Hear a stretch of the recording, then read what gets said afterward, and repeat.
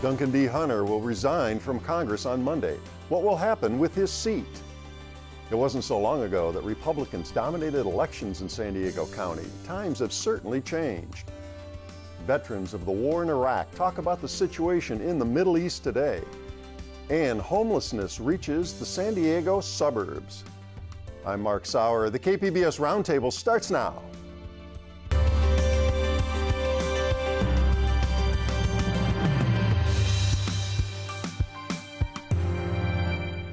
Welcome to our discussion of the week's top stories. I'm Mark Sauer, and joining me at the KPBS Roundtable today, KPBS military reporter Steve Walsh, reporter Priya Sridhar of KPBS News, Andrew Keats, senior investigative reporter for Voice of San Diego, and KPBS reporter Max Rivlin-Nadler. Well, Monday will mark the first time in 40 years that a man named Duncan Hunter is not representing San Diegans in Congress. After taking over his father's seat, Duncan D. is resigning after pleading guilty last month to a felony, appropriating $250,000 in campaign funds for personal use.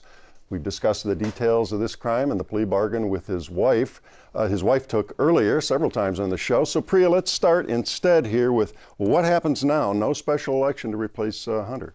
That's right. So Duncan Hunter changed his plea in early December, and had he resigned before December 6th, the state law would have mandated that a special election be held. But because he didn't actually officially resign, the resignation goes into effect this Monday, January 13th, at the close of business. It was up to Governor Gavin Newsom as to whether or not to hold a special election, and we found out that he's decided not to do it. And part of the reason that we're guessing is that it would have been too hard to, at this point, consolidate it with the general election that's scheduled for March 3rd. That's the primary, the primary would have been held. I mean, it will be held for the 50th district. And so at this point, the military and overseas ballots are being sent out by Michael Vu, the registrar of voters, next Friday. So it would have been very difficult logistically to try to add this election onto that ballot as well. So Hunter's name will appear on that primary ballot then? He never registered, so it was kind of interesting to watch this because he did actually compete in the San Diego County Republican debate when they were trying to get an endorsement from the county Republicans, and he participated in that debate. So all indications to all of the constituents in the 50th was that he was running, but when push came to shove, he actually never submitted his paperwork to the registrar of voters, so his name won't be on the ballot. I see. I mean, and it's confusing. Of course, no representation for the next year then for folks in that district, but really it's kind of been that way for a long time, for a year since then. It wasn't on committees, he couldn't vote. We had the big vote on impeachment there, and of course, one of those not voting was Duncan Hunter. Yeah, that's right. There's about 750,000 constituents in this district. I got a chance to go up to Alpine this past week when the governor made his announcement that there wouldn't be a special election. And unfortunately, as you mentioned, many of them are kind of used to not having as much power as you normally would see with a typical congressman because he had been stripped of his committee assignments. As you said, he hasn't been allowed to vote for a while. But most of the people I spoke to, regardless of party affiliation, said that they were really hoping for a special election. I will say that I spoke to his office and they said that all of the staffers will still be there. They're continuing to get paid. So the constituents can reach out to them if they're having trouble with federal agencies like the VA or whatever. Passports, but they're not, whatever. Yeah, they're not going to be able to take for legislative action in Washington. All right, you interviewed several of the candidates for 100 seats. Let's hear from one, Carl DeMaio, what he said about the special election. Because he delayed his resignation, we now face the prospect of the 50th district having no voice in Congress for a full year. And there are important issues that need to be addressed, and the 50th district voters deserve a voice in Congress. All right, and the pension, there will still be a pension here for former Congressman, soon to be former Hunter? Yeah, it's kind of interesting, and we've seen a lot of articles in the UT talking about just the massive amount of legal fees that Duncan Hunter has accrued during the past year dealing with all of these federal charges. So I'm sure that'll help with that. He also was obviously in the military for several years, and he's likely going to receive a retirement from the military as well. So, but that's something that's obviously caused a lot of chatter and controversy up in the 50th, that someone who, has been dealing with these kinds of charges and is pleading guilty and is now facing 5 years in federal prison and up to a $250,000 fine when he's finally sentenced in March could actually still receive a pension from the government. Well, let's hear from the Democrat, Mark Campanajjar, who almost came close to defeating him last year, running again this time out. Let's hear his comments. No, I think, it would be a shame to have this seat go unfilled for a year. There are needs that the people in this district have that I think somewhat will get served by Hunter's remaining staff, but there's a big difference to having a congressman pick up the phone and make a phone call to get things done. All right, and of course, still a very strong Republican district here. Who are the other Republicans besides DeMaio we mentioned? Right, so Darrell Issa, who was a 9-term congressman in that area, is running. He's one of the wealthiest members of Congress ever, so he certainly has a lot of money to help him campaign. Also, State Senator Brian Jones is running. So Brian Jones, Carl DeMaio, who was a former San Diego City Councilman and also radio host, are running from the Republican side, and then, as you just saw just there, Mark Campanajjar from the Democrat side, who, as you mentioned, he only lost to Duncan Hunter in the 2018 election by fewer than 9,000 votes. So he came extremely close in what is one of the most reliably red districts in the state of California. So a lot of people anticipate that he could be a front runner come March 3rd. Andy, any idea, any polling yet, or any idea which way this may be going here? I haven't seen any specific polling on that. I do think, Amar Campanajjar had the benefit in 2018 of running against somebody who was under indictment. That is not a benefit that will be available to him in 2020. Whichever Republican emerges through the March primary will have considerably less baggage than Duncan Hunter had in 2018. Yeah, so we'll see what happens. Well, that is a nice segue into our next segment here. Some may believe the 50th Congressional District is still a safe Republican seat, but how is the party faring in the rest of the county? Those of us who've been around here a few decades remember well when the GOP dominated local politics in the city and county of San Diego and north up through Orange County. That seems a distant memory now. And Andy, your analysis this week noted even in 2019 wasn't really an election year. Republicans still managed to lose some seats. Yeah, lost 3 seats in 2018 or 2019 without a single election based on party defections. They lost the the district attorney's seat. Summer Stephan became an independent. Brian Mainshine in the Assembly decided to become a Democrat, and Mark Kersey on the City Council decided to move from Republican to Independent. So those are 3 seats that they've held for a very long time that were reliably Republican, that fell out of their hands even without a single vote being cast.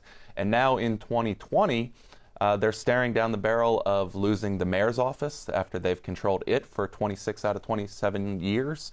Just the one period where Bob Filner was mayor before he had to resign, broke up that term. And they could lose control of the County Board of Supervisors, which they've controlled for decades. So that, if that were to happen, that would put them into the position of not having control of the county, not having control of the city council, having lost control of Sandag through various different changes that were made there, the mayor's office, the district attorney's office. Just going back, forget 10 years, just going back 2, 3, 4 years ago, it's just a completely different playing field politically in San Diego right now. Where have you gone, Pete Wilson?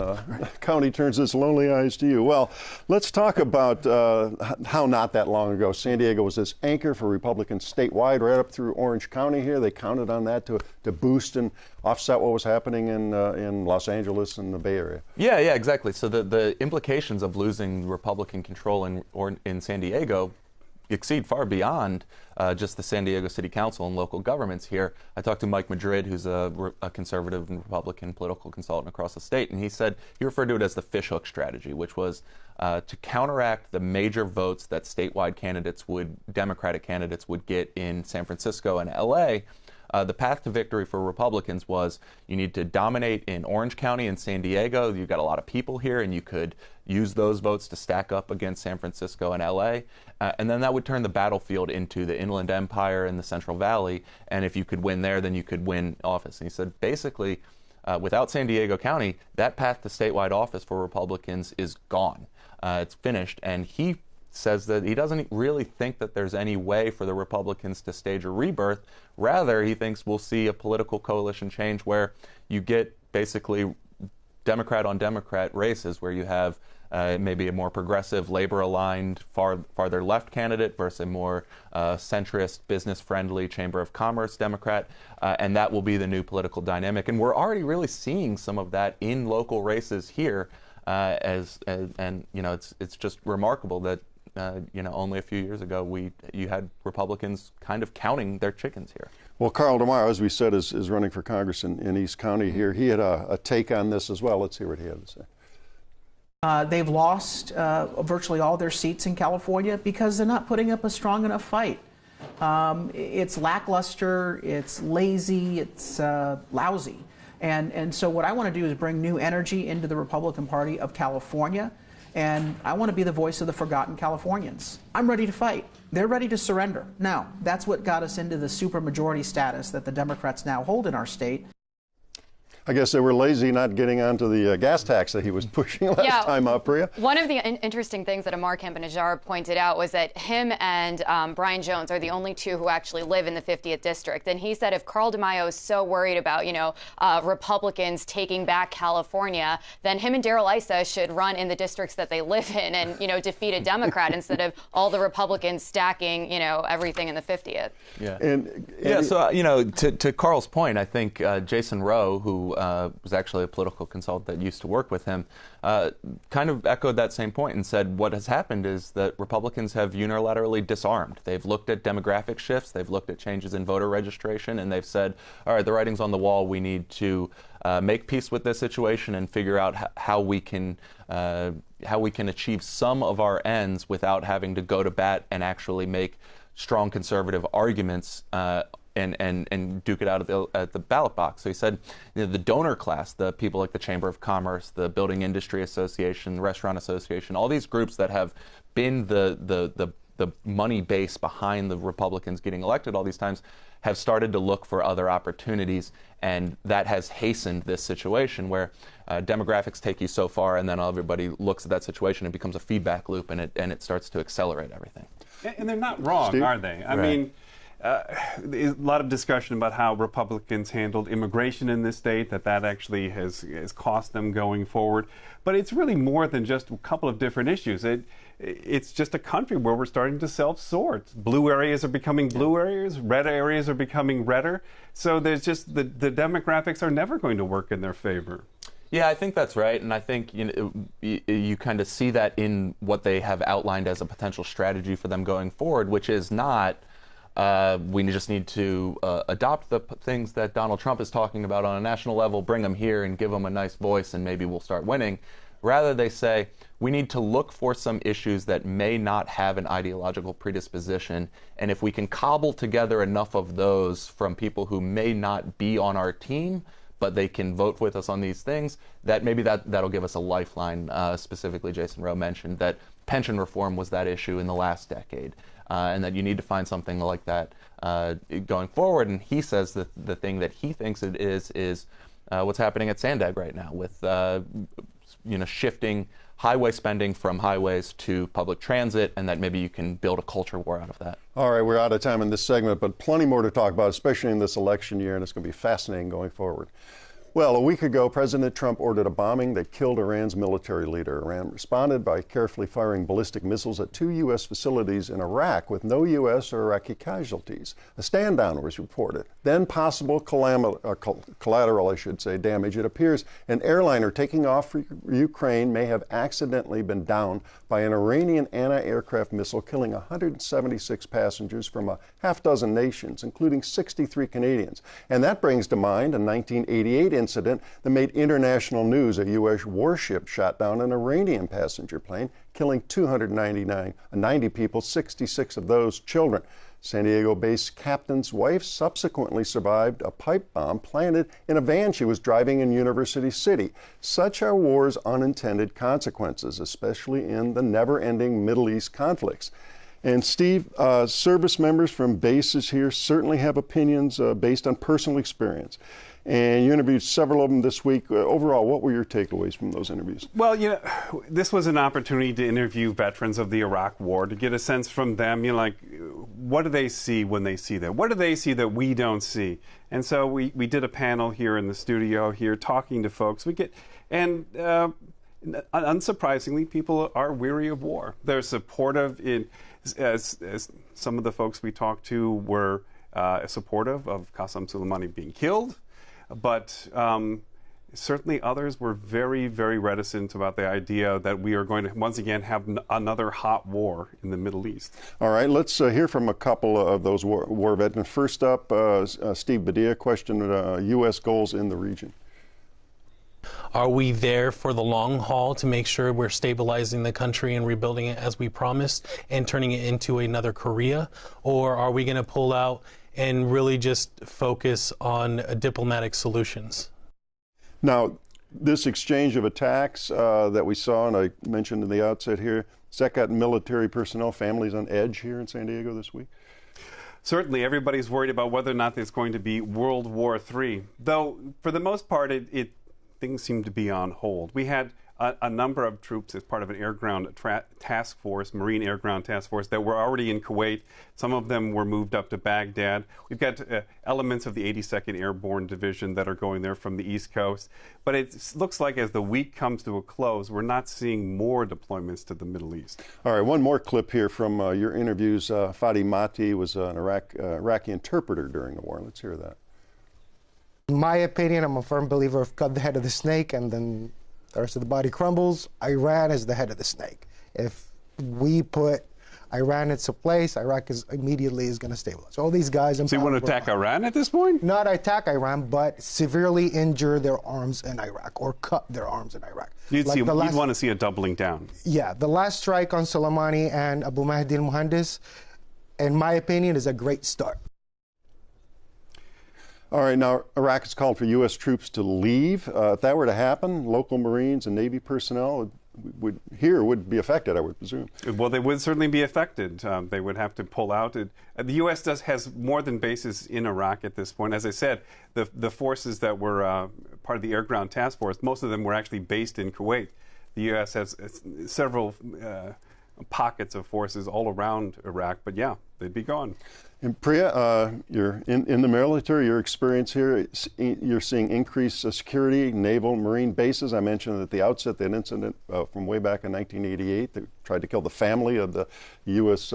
Captain of that ship. What's going on now? Right, so at all the base gates now, the base security, the military police are essentially checking everybody's IDs in the car. You have to have a military ID or a dependent ID to get onto a base. That's usually not the case, except in heightened security situations. Normally, the driver of the car has to have an ID, but you can bring passengers onto the base who don't have one. So it's obviously causing a lot of wait times, which just on a practical level is frustrating people, but I think everyone understands that it's for their safety and for national security, so they're willing to wait a little bit extra. Sure, and understanding the long lines, Miramar has announced in the last day or so that they're kind of reforming some of this to sort of get people through the gate so it can get a little closer back to business as usual. And we can't ignore politics and how this may all play out as we go forward in the year, and who knows what else may happen as we go. Yeah, I think it might, you would mostly expect to see this have an effect in the congressional races where the people actually have to weigh in on that. So 53rd and 50th District, maybe that becomes something that candidates need to be able to speak to more effectively. And we're just about out of time on this segment, but I should note Tuesday night we have the next debate among Democratic candidates for president. Mm-hmm. And I imagine we're going to hear certainly about all of this in that debate. I would imagine it would become the primary cause of concern in that debate, I would say. Which it really hasn't been up until now. Right, so this is the first time we're really probably going to see any sort of detailed views on what people think of the war in Iraq, as well as Afghanistan, which really hasn't come up at all. Right. And of course the House and Speaker Nancy Pelosi has had this vote here now to restrict the president's individual unilateral War prerogative. Powers Act, right? Exactly. And there is some movement in the Senate, and they're bringing on a couple of Republicans, so they might actually see something. Some sort of Congress might actually do something when in regards to war in the Middle East. Right. Well, all things to watch here in a very, very busy time. We're going to move on. The specter of homeless people clustered in sleeping bags and tents along downtown streets has long haunted San Diego. But now, amid our years-long housing crisis, encampments are expanding in the suburbs. And Max, set the scene for us at Lamar County Park there in Spring Valley. Right, so this is a suburban community in East County, and what you're seeing is a large encampment of tents. There has always been a homeless population in that area. It's generally low income in pockets. There's a lot of kind of not formally affordable housing, but kind of lower rents in that area. So people really teeter on the edge. So people become homeless, and over the past 6 months or so, this park, which had previously had seen some homeless encampments there, has really kind of exploded into at least 20 to 25 tents. A lot of people staying there, drawing a lot of attention from local residents. And give us an idea of who these folks are. You interviewed some of them. I mean, generally, what are the kinds of people, demographics we're seeing in that park? So I interviewed a few of them. The vast majority of people I interviewed actually became homeless while they were living in Spring Valley or nearby. So obviously there are people who come to San Diego, can't keep up with the cost of living, become homeless. Some people are raised here, become homeless. It's a real mix. Some people come because they're told to come to San Diego or California in general because it has much better homeless services. So you have this kind of convergence of outside factors and inside factors really leading to this increase in the amount of homeless people on this one narrow sidewalk, because they can't actually stay in the park. They're subject to arrest and citation there. So instead, they've clustered along this sidewalk because most people there have told me that's where they feel most safe. You're near the restroom, you're near the street, there's street lights, and there's kind of safety in numbers for these types of situations. And the sheriff goes in and does periodic sweeps, and it's kind of a game here, move them out, move them in. Yeah, pretty much. Because the county itself cannot offer or has not offered shelter to many of these individuals I spoke with. They said, we're not being offered options. We're not being told, go to this shelter to find a place to sleep. Instead, it's, well, we're going to clean this out. And actually, a few of the people there really did like that the county came along and got rid of some of the trash that's been piled up, right? Because people have nowhere to put their garbage. The trash cans there are overflowing. So they do appreciate that the county does come in and does some cleaning, because this is where they live. But what they don't appreciate, of course, is sometimes the county will grab their belongings that are still there, and they have to start from scratch again and again, and they are not given any options for housing. And these people, they can't get jobs, they can't find the help that they need, and they don't know where to turn to. Now, I wanted to play a bite from a volunteer helping to provide meals to these folks. Remember who this person was? Who I don't have her name in front of me. Oh, this is a volunteer with the Church of Spring Valley Community Church. Right. She runs a food pantry that only does once a month, and they provide food twice a week at most, very limited amount of food. And they're in this kind of precarious position of they don't want to be seen as enabling the homeless encampment, but they also don't want to see people go hungry. Help people out, yeah. Okay, let's hear what she had to say. Homeless encampment is absolutely not the ideal situation. However, we have to look at housing these people where they are from in situations that they can maintain themselves. And that's not always as easy as it sounds. So it's kind of the common story. Some people don't want to go to shelters if they have the opportunity, don't want the restrictions there. Yeah, so it's, there are going to be always a population of people who do not want to leave the streets, who have decided that this is kind of the lifestyle that they want. Either they have a mental health issue or, addiction issues. There's also the group of people that do not qualify for certain amounts of help, right? So you have, if you are single between 18 and 55, if you're not a senior, if you don't have a family, it gets a little bit harder to get to the top of that shelter list, right? Because there's not enough beds for the amount of homeless people, and the priority often goes to families, older people, people who are really kind of at risk of being out in the elements. Being out in the elements, right. And something that the state and the county has prioritized given the finite amount of resources. So actually I did speak with one woman who was there with her children playing in the park. She told me that, she lived nearby. She didn't find the homeless encampment a problem because she herself had experienced homelessness in the recent past. And so she had this really great insight where she said, look around, these are people that are just not being reached by the county. And I think everyone would admit that there is a lack of resources here, also a lack of ability to build affordable housing or get people into sheltered spaces, even if they're short-term, even if it's just for the night or week. Well, and we spoke just recently on the Roundtable about some money, a significant chunk of money in the county budget that may be helping out, at least with mental health services and some of these other aspects, although it's ongoing, very complicated problem with affordable housing. Yeah, so one thing that the county has really focused on are these kind of flex funding pools where the county will be able to help people not become homeless in the first place. Let's say you have a medical bill or your rent gets increased.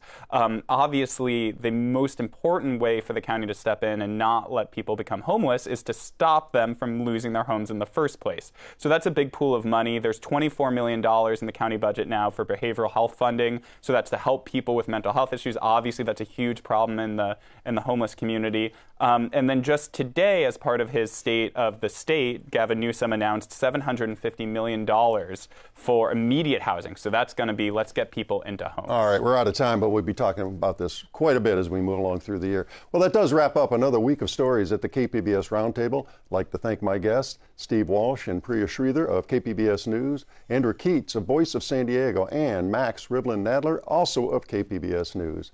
And a reminder, all of the stories we discussed today available on our website, kpbs.org. I'm Mark Sauer. Thanks for joining us today, and join us again next Friday on the Roundtable.